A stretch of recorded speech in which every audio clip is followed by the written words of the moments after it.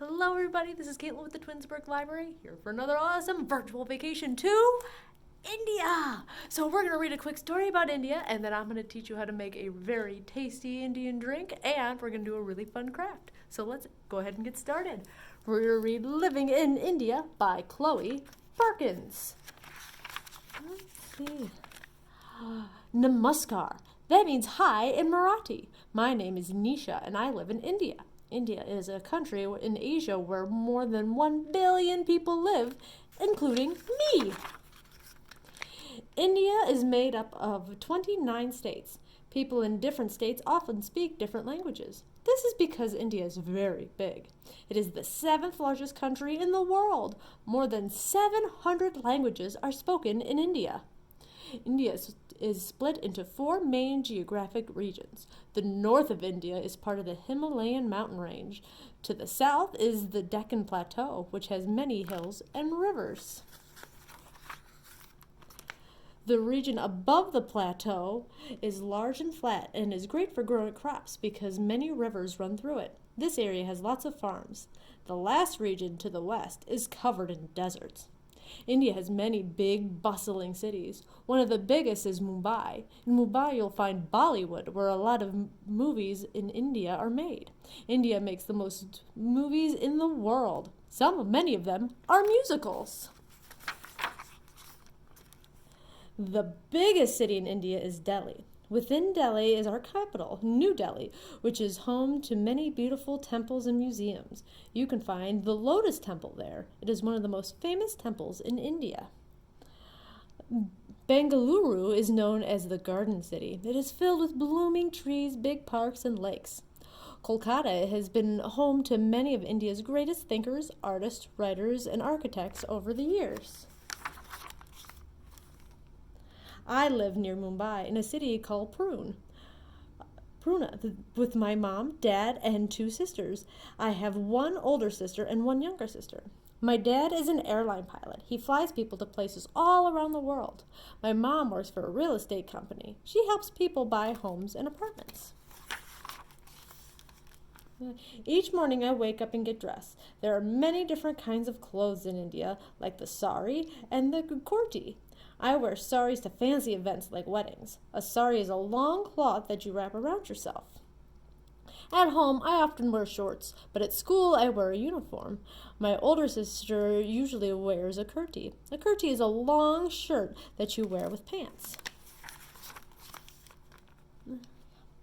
After I get dressed, I have breakfast with my mom and sisters. I usually eat idli, which are rice cakes. I dip the idli in vegetable stew called sambar. Time for school, I take an auto rickshaw to school. An auto rickshaw is a 3-wheeled car. I live 10 minutes from school. The auto rickshaw picks up other students along the way.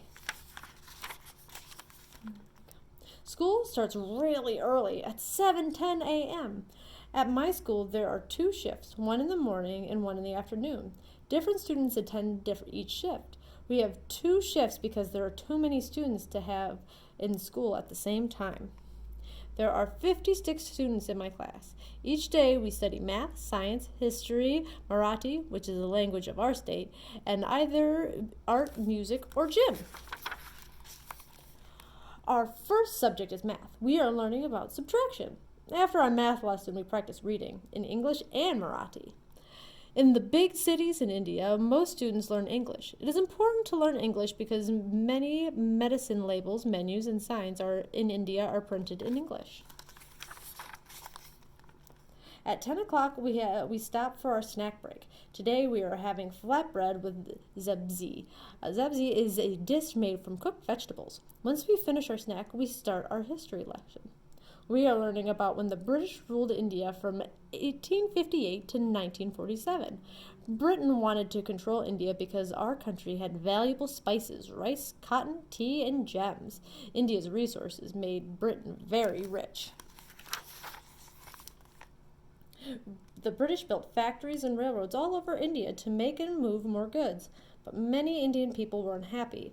Britain made Indians work for little money and fight in their wars. During food shortages in India, Britain did little to help. As time passed, people wanted the British to leave.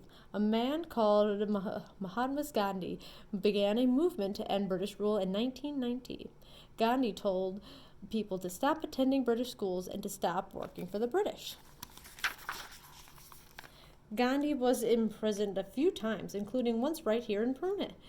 But that didn't stop him. He told the people to make their own food, clothes, and other goods. This way, the British couldn't make money from taxes on the goods that Indian people bought. It took many years, but Gandhi's ideas worked. In 1945, the British began talking to Gandhi and other leaders about Indian independence, and in 1947, Britain at last gave power back to the Indian people. After science and gym class, it's noon and school is over. I take the auto rickshaw home. I play cricket with my sisters and our friends. Cricket is a very popular sport in India. At 6 o'clock, I have my hobby class. Hobby classes are outside of school, and you can learn all kinds of subjects. My sister learns a traditional Indian dance. My little sister learns piano. I get to learn speed roller skating. When we get home, my sisters and I discuss Diwali. Diwali is a Hindu festival celebrated for 5 days in October or November and marks the new year in India. On the first day, we clean the house. We light clay lamps, which represent our inner light, on the second day. On the third day, we eat yummy food and watch fireworks. We exchange gifts on the fourth day, and on the fifth day, we have a big meal with our uncles. After we talk about Diwali, we eat dinner. Tonight we are having vegetable curry. Curry is a spicy sauce that you eat over rice. After dinner, our dad gets home from his latest trip. He brought my sisters and me souvenirs. My dad brings back souvenirs from all of his trips. I have things from China and Iceland and the United States too. One day I want to visit all these places just like my dad. Would you like to visit India someday? The end. That was really cool. Now, I think I need a tasty drink. Do you guys want to make a drink with me? Let's do it. So this is called Lassi, and it is a yogurt drink that they drink in India. And I'm going to show you the basic way to make lassi, and then you can add all kinds of stuff that you have around your house. So all that you need for this recipe is ice, water, and plain yogurt. And if you want to make a savory or a salty lassi, you can use salt, but I'm going to make it sweet and I'm going to use sugar. So easy enough. And then if you want to add all kinds of different fruit, you can do that. Bananas are really good in this. Mangoes are really, really good and a little bit more traditional. So all you have to do is you get your blender. I have a little blender here, so I'm only going to make a little bit. So what I'm going to do is I'm going to have about 3/4 a cup of yogurt. So I'm going to go ahead and spoon that in here, and we're going to put that in our blender. And it doesn't have to be exact. We're trying not to make too much of a mess. And so that was a 1/2 cup. I'm going to add about 1/2 cup, which is 1/4. All right. And then I'm going to add a 1/2 cup of water. Like that. All right. Then I'm going to add a 1/2 teaspoon of sugar, just to sweeten it up a little bit. But again, like if you want to make it savory, you can add salt, and usually they put a lot of cardamom in there, which is a special spice that's really, really tasty. And then I'm going to add some ice to make it so it's kind of like a smoothie. So I'm going to go ahead and put in some ice, and then I'm going to blend it all together. All right, let's see. Ready?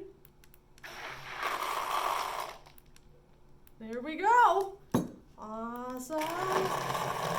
It's going. And perfect. And you can blend it a little more if you want it. And then you have a delicious, thick and creamy yogurt drink. There we go. Very creamy. Now we're going to make one of my favorite art projects we've done in a virtual vacation. we are going to make Rangoli, which is a gorgeous form of art where they use colored sand or salt to make beautiful pictures. And what's really cool, they use it for Diwali, which we learned about in our book. And they usually do it on their floors. And it's not attached to anything, so the wind can blow it away. So it's not a permanent art project, which is kind of cool. So you can see that they make beautiful floral designs, or sometimes animals like peacocks. And there's lots of videos on YouTube of people making them, and they're so fun and relaxing to watch. So first thing I'm going to do is I'm going to show you how to make colored salt. So that's what we're going to use. I already made a couple of colors over here. So all you need for colored salt is salt and food coloring. So all you have to do is you're going to put it in a bag, as much as you want, or as much as you think you're going to use. So I've got some salt in there. And then you just take your food coloring and you put a couple of drops in there. Now, how deep and strong you want your color to be is how many drops. So I'm going to put 4 in there, about that side. And then comes the fun part, is you get to make sure it's closed really, really tight. And then you get to shake it. And you want to use your fingers and knead it because the salt absorbs all the color, like so. Now, you should probably let it dry for a little bit, because otherwise, when you're doing your artwork, it's going to get all over your hands, and you're going to have weird colored hands, and no one wants that. But since we're going to do this really fast, and I have other colors, we're going to do this. So you can make your patterns freestyle like that, or you can find some really fun floral designs. If you look for Rangoli online, you can print one out, or you can make it whatever you want. So I'm going to use this. Now, traditionally, like I said, they would just draw it on a flat surface and let it go, and they would sprinkle it there. Now, I want to make a little bit less of a mess, and your parents might appreciate that too. So what you can also do is take your glue stick, and you can do a little bit of glue on a certain spot, and then we're going to sprinkle our salt in that spot, and this way we don't have to be as exact. We're going to push it down.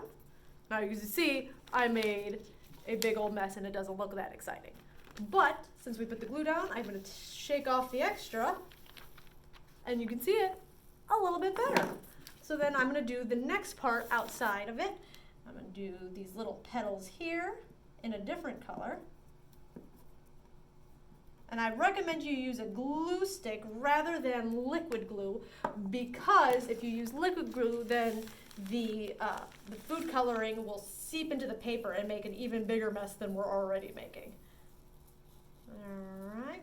Or, like I said, you can do this outside and you don't have to worry about making a mess, and you can do it the traditional way and not use any glue whatsoever. All right, so I got that. I'm going to shake off the extra. You can see we're starting to make a really cool picture, and you keep going till it's all full and beautiful. So I hope you guys enjoyed this really fun virtual location, and we'll see you guys next time. Thanks for watching. Bye.